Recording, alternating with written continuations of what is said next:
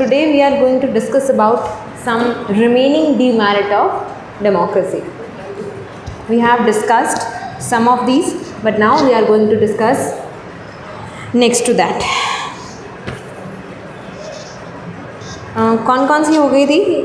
Illusory concept of individual की individual intelligent है, ये गलत है ना? ऐसा किसने कहा था? जो इसके क्रिटिक्स हैं। डीमेरिट का मतलब क्या होता है? जो किसी चीज़ का विरोध करें, जो किसी चीज़ की बुराई करें, है ना? क्रिटिक ऑफ डीमेरिट या फिर क्रिटिक ऑफ डेमोक्रेसी या फिर डीमेरिट ऑफ डेमोक्रेसी का मतलब यही है कि जो डेमोक्रेसी के खिलाफ जो भी आर्ग्यूमेंट है वो है ये, है ना? पहला है कि illusory concept of an individual, कि इंडिविजुअल बहुत ज़्यादा इंटेलिजेंट है, ये बहुत ही गलत बात है ना? इंडिविजुअल इतना भी इंटेलिजेंट नहीं है कि उसको राइट टू वोट मिलना चाहिए, उसको अपने रिप्रेजेंटेटिव खुद चूज़ करने की जो पावर है वो नहीं मिलनी चाहिए।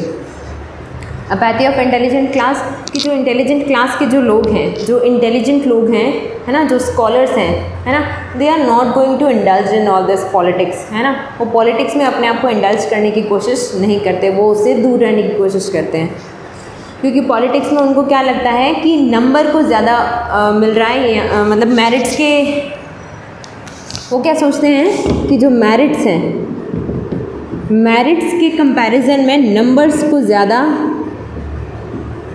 प्रेफरेंस मिल रहा है। अब मेरिट्स का मतलब क्या है कि अच्छाइयाँ, है ना? मेरिट्स का मतलब है अच्छाई, है ना? नंबर्स का मतलब है मेजॉरिटी। डेमोक्रेसी में ये नहीं देखते हैं कि कौन सा जो रिप्रेजेंटेटिव है वो अच्छा है, उसमें क्या देखते हैं कि मेजॉरिटी किसको मिली है ना? चाहे वो अच्छा है बुरा है, लोगों ने जैसा भी चूज़ किया है ना, उसको ही सारे राइट दे दिए जाते हैं, उसको ही रिप्रेजेंटेटिव बना दिया जाता है। वो ये नहीं देखते, ऐसा इंटेलिजेंट्स का मानना है ना। इंटेलिजेंट्स क्या कहते हैं कि यहाँ पर डेमोक्रेसी में अच्छाई नहीं देखते हैं ना, मेरिट्स नहीं देखते, नंबर्स देखते हैं, मेजॉरिटी देखते हैं कि जिसको ज़्यादा राइट्स, जिसको ज़्यादा वोट्स मिले हैं वही रिप्रेजेंटेटिव बनेगा, ना कि वो जिसके पास ज़्यादा मेरिट्स हैं, ज़्यादा जिसके पास ज़्यादा पावर है उसको ज़्यादा जो है पावर्स नहीं मिलेंगी।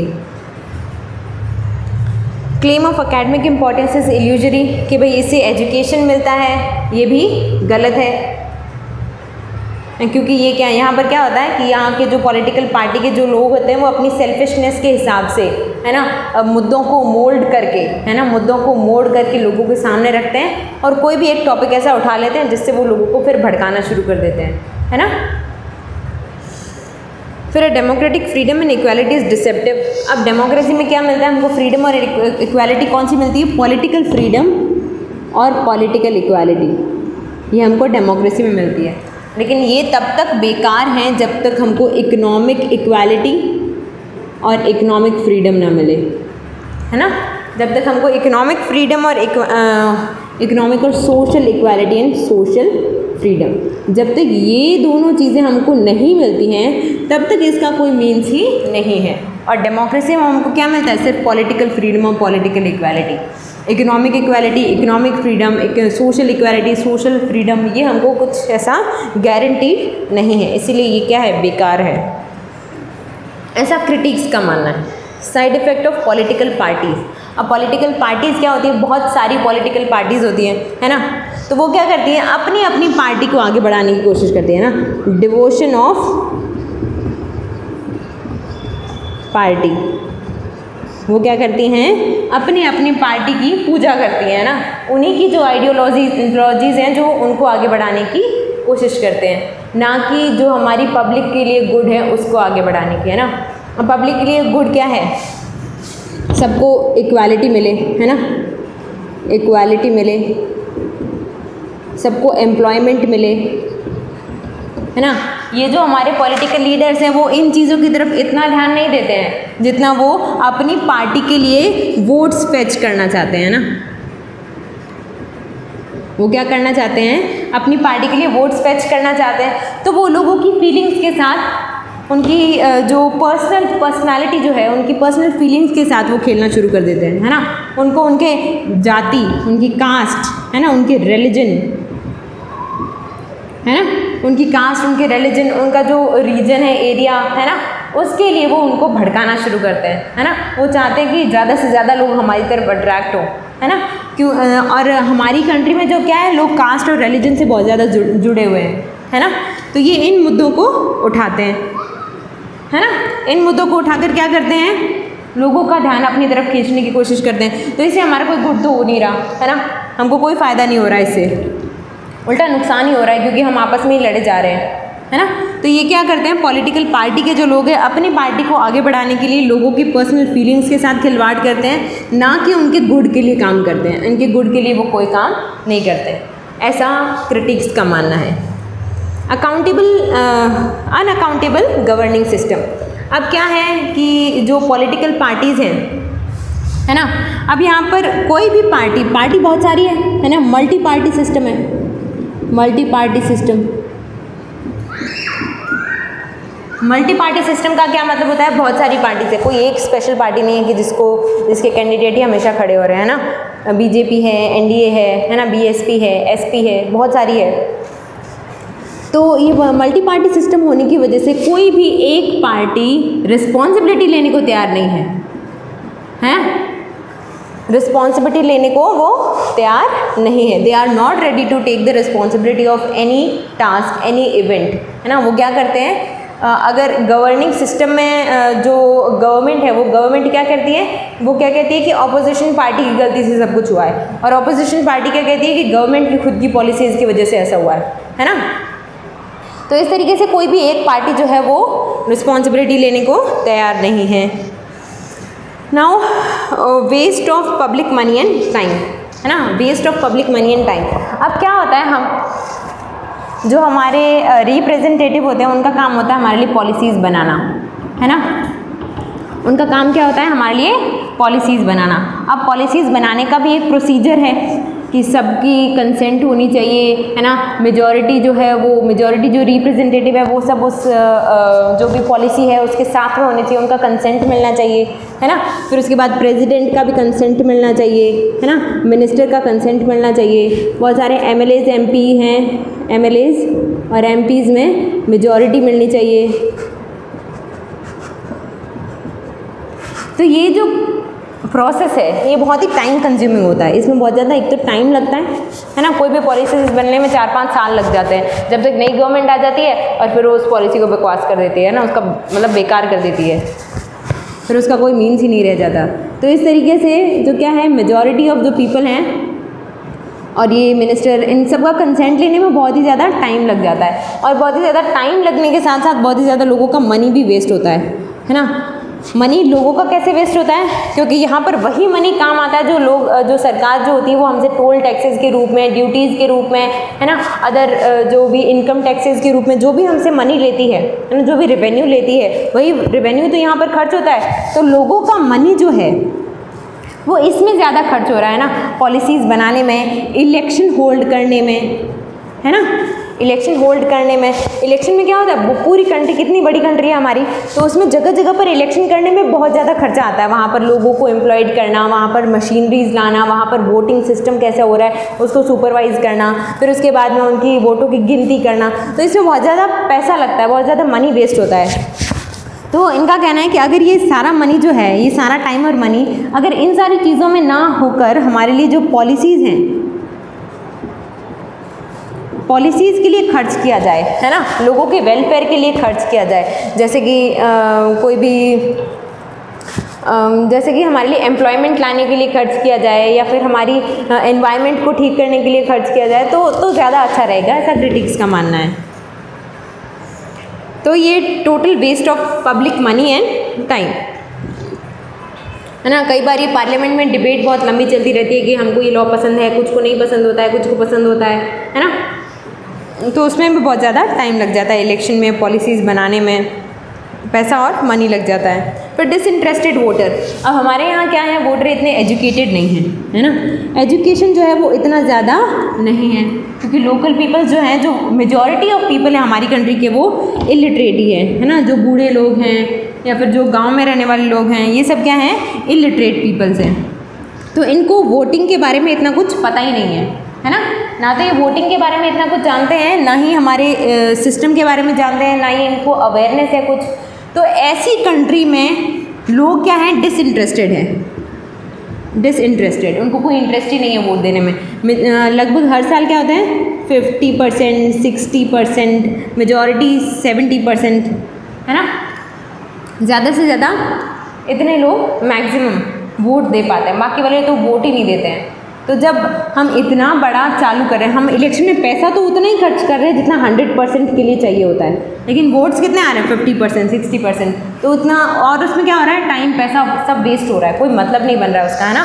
और फिर ये जो लोग होते हैं, है ना, ये जो, और जो लोग पीछे बच गए हैं वही तो हैं, जो 30% या 40% जो लोग पीछे बच गए हैं वही तो है रियल बेनिफिशियरीज, है ना। उन्हीं को सारी पावर्स की ज़रूरत है, उन्हीं को पैसों की, उन्हीं को एम्प्लॉयमेंट की ज़रूरत है, क्योंकि वो क्या है, बैकवर्ड पीपल है ना। यही पीपल है जो ज़्यादा बैकवर्ड है, इन्हीं को हेल्प की ज़रूरत है ना। तो इनका तो कोई से आ ही नहीं रहा, इनकी तरफ से तो कुछ आ ही नहीं रहा, क्योंकि ये तो वोट ही नहीं कर रहे, है ना। तो ये जो है, इससे हमारा क्या है, जो फिर गवर्नमेंट आती है, फिर जो इलेक्टेड गवर्नमेंट आती है वो क्या होती है, इन्हीं में से जो मेजॉरिटी होती है, इनमें से जैसे 50% है, 50% की मेजॉरिटी तो हो गई 26%, है ना। तो ये 26% जिसको वोट करें वही गवर्नमेंट बन रही है ना।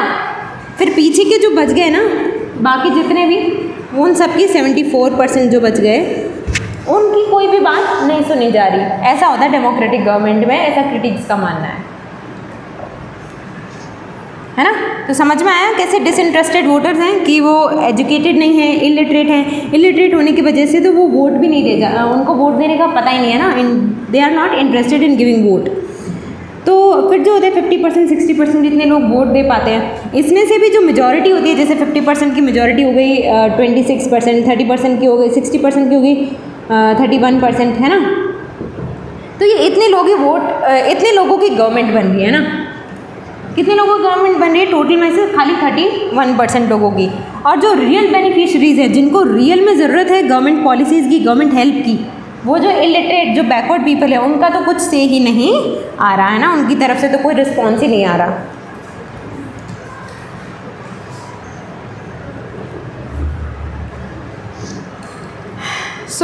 फिर है weak governance in the view of emergency. अब हमारी गवर्नमेंट कैसी है, फेडरल गवर्नमेंट है ना, फेडरल गवर्नमेंट है हमारी कंट्री। कैसी है, फेडरल है, फेडरल या फिर डिसेंट्रलाइज, डिसेंट्रलाइज्ड।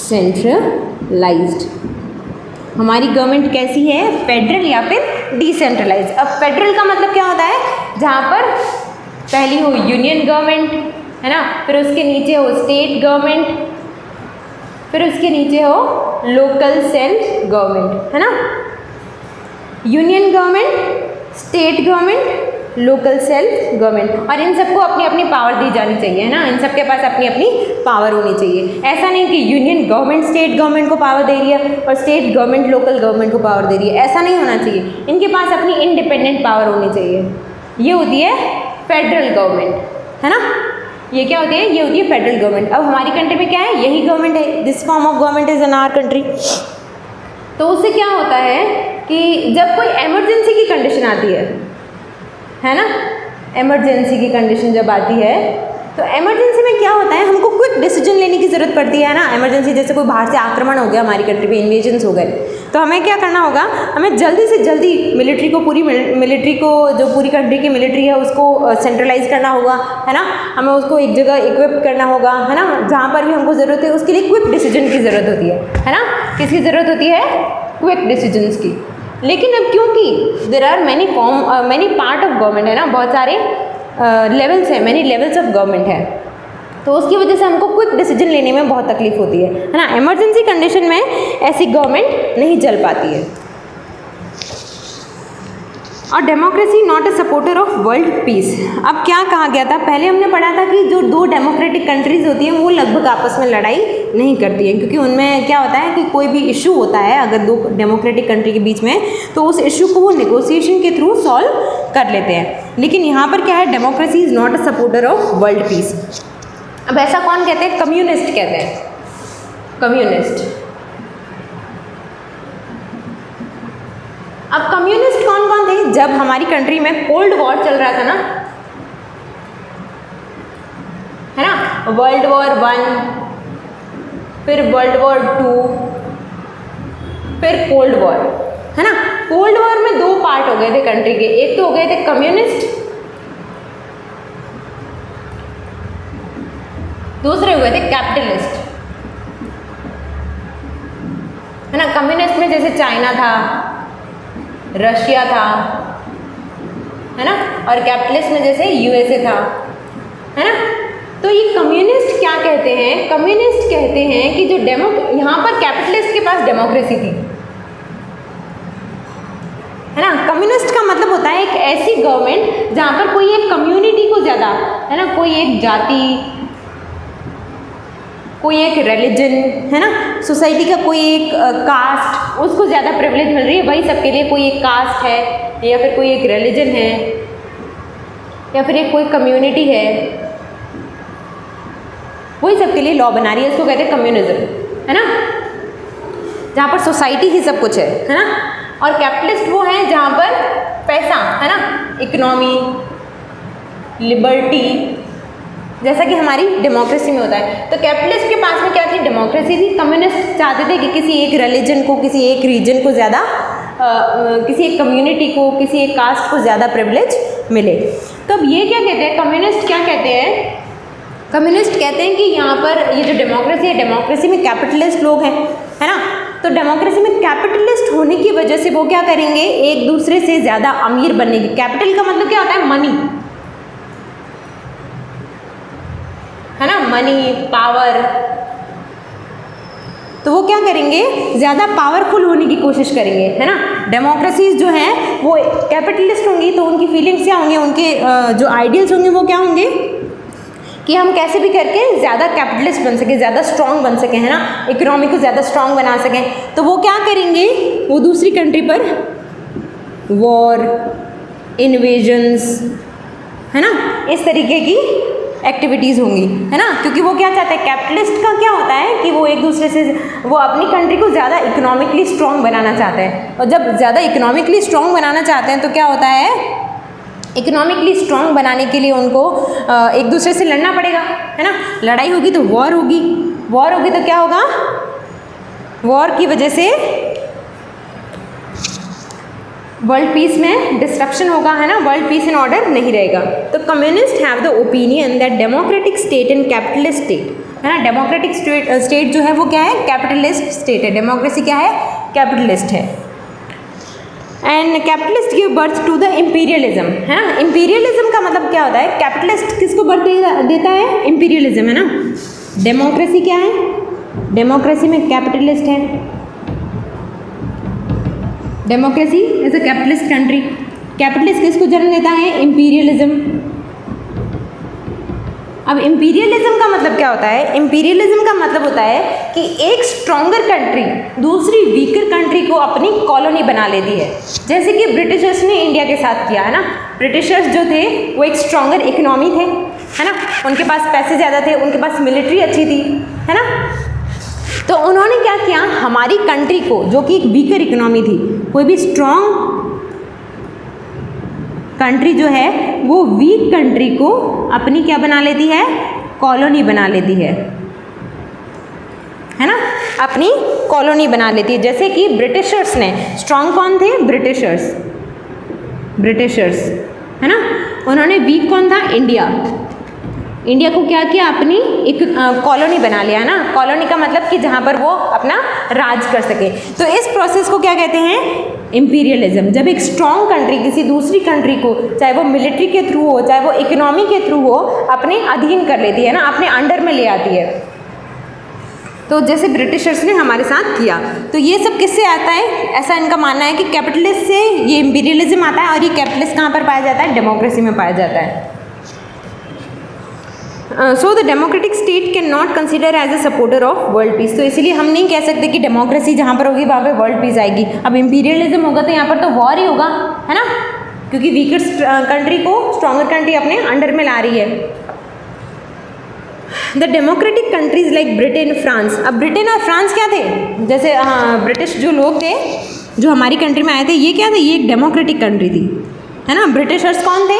डेमोक्रेटिक कंट्री से बिलोंग करते थे, तो इन्होंने क्या किया? इंपीरियलिज्म को अपनाया। डेमोक्रेसी से इंपीरियलिज्म आया, और इंपीरियलिज्म जो होता है वो हमेशा वॉर को बर्थ देता है। At present, the rich democratic state of Europe seemed antagonized of war and political imperialism, but their policies are giving birth to the new kind of financial imperialism. अब ये जो imperialism होता है ना, imperialism ये भी कई टाइप का होता है ना। Mainly it is of two type, है ना। imperialism दो तरीके का होता है। imperialism टू टाइप का होता है। पहला तो होता है मिलिट्री, दूसरा होता है इकोनॉमी, है ना। अब दो तरीके से कोई भी स्ट्रॉन्गर कंट्री जो है वीकर कंट्री को अपने अंडर में ला सकती है ना। पहला तरीका है मिलिट्री के थ्रू, मिलिट्री में डायरेक्ट वॉर होती है ना। मिलिट्री में डायरेक्ट क्या होती है? वॉर होती है। तो इसकी वजह से क्या होता है? एक स्ट्रॉन्गर कंट्री जो है वो वीकर कंट्री को अपने अंडर में ले आती है। लेकिन इकोनॉमी में अभी आजकल क्या है, जो डेमोक्रेटिक कंट्री है ना, वो ये तो कह रही कि मिलिट्री जो है, मिलिट्री एक अच्छा तरीका नहीं है, मिलिट्रियल इंपीरियलिज्म को वो नहीं अपना रहे, लेकिन वो एक तरीके से इनडायरेक्ट इंपीरियलिज्म यानी कि इकोनॉमिक इंपीरियलिज्म को अपना रहे हैं। इसमें क्या होता है, वो अपने जो इकोनॉमिक पॉलिसीज़ हैं, है ना, वो इस तरीके से बना रहे हैं जो इकोनॉमिकली स्ट्रॉन्गर कंट्री है ना, जिसके पास पैसा ज़्यादा है ना। जैसे यूएसए हो गया, है ना, वो बहुत स्ट्रॉन्ग है इकोनॉमिकली, तो वो क्या करता है, जो इकोनॉमिकली वीकर कंट्रीज़ हैं उनको अपने कंट्रोल में लाने की कोशिश कर रहा है, वॉर के थ्रू नहीं। वो इनको क्या कर रहा है, वो इनको कर्जा दे रहा है ना, डेब्ट दे रहा है ना, इनको फाइनेंशियली एड कर रहा है, फाइनेंशियली इनको पैसे दे रहा है, इनकी हेल्प कर रहा है ना। कौन? यूएस वीकर कंट्रीज़ को। अब जब वो हेल्प करेगा तो हेल्प बिना कुछ मांगे तो वो देगा नहीं, है ना, बिना कुछ बदले के तो वो हेल्प देगा नहीं। तो वो बदले में क्या कर रहा है, उनकी इकोनॉमिक पॉलिसी, जो वीकर कंट्रीज़ है ना, जो वीकर कंट्रीज़ हैं उनकी इकोनॉमिक पॉलिसीज़ को इस तरीके से मोल्ड कर रहा है जिससे कि इस वीकर कंट्री का जो भी ज़्यादा प्रॉफिट है वो कहाँ पर जाए? यूएसए में, है ना। वो क्या कर रहा है, यूएसए क्या कर रहा है, पहले तो इनको कर्जा दे रहा है ना, पहले इनको कर्जा दे रहा है, फिर बदले में क्या कह रहा है कि मैं आपको कर्जा दे रहा हूँ, आपकी हेल्प कर रहा हूँ। बदले में क्या कह रहा है कि आप अपनी कंट्री में हमारे जो यूएसए के प्रोडक्ट हैं उनको फ्रीली आने दो, है ना।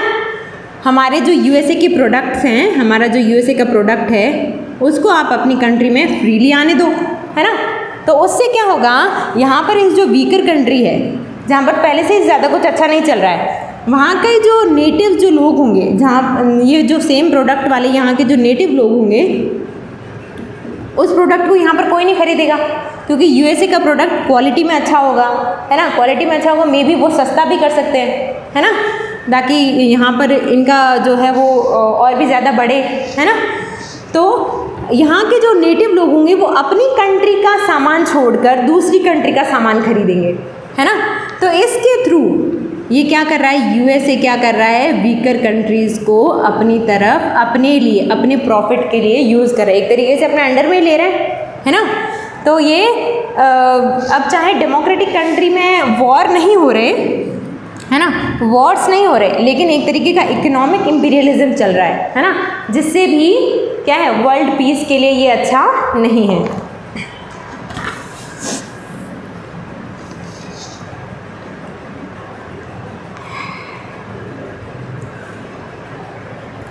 और essential condition for the success of democracy.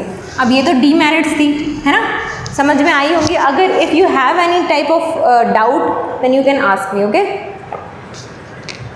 फिर essential condition for the success of democracy. अभी तक हमने जो भी पढ़ा वो क्या थी, डेमोक्रेसी की डेफिनेशन, डेमोक्रेसी के टाइप, उसकी अलग अलग थ्योरीज, है ना। अब डीमेरिट्स, मेरिट्स, अब क्या है कि डेमोक्रेसी रखने के लिए, अब एक कंट्री ने डेमोक्रेसी तो वो ले आए, लेकिन अब उस कंट्री को, डेमोक्रेसी को सस्टेन करने के लिए वो क्या करेंगे, है ना, उसको सस्टेन करने के लिए वो कौन सी कंडीशंस उस कंट्री में होनी चाहिए। जैसे नेपाल है ना, नेपाल में क्या हुआ था कि 1998 में वहाँ पर डेमोक्रेसी आ गई थी, है ना, 1998 आई थिंक, और 1990 actually I don't remember the year, है ना। वहाँ पर पहले क्या हुआ था, डेमोक्रेसी आ गई थी, है ना। आई थिंक इट वॉज 1990, है ना। यहाँ पर डेमोक्रेसी आ गई थी, है ना। फिर उसके बाद क्या हुआ, 2002 में अगेन डेमोक्रेसी चली गई, है ना। लोगों के पास से डेमोक्रेसी चली गई। यहाँ पर कितने साल रही, खाली 12 साल, है ना। लेकिन हमारी कंट्री में तो जब से हम आज़ाद हुए तब से डेमोक्रेसी चलती आ रही है। तो कुछ तो ऐसी कंडीशंस होंगी जो यहाँ पर नहीं रही होंगी और हमारी कंट्री में होंगी, है ना। तो वो एसेंशियल कंडीशंस कौन कौन सी हैं जिनकी वजह से डेमोक्रेसी सस्टेन रहती है ना। तो ये बाकी वाला हम कल करेंगे। Thank you.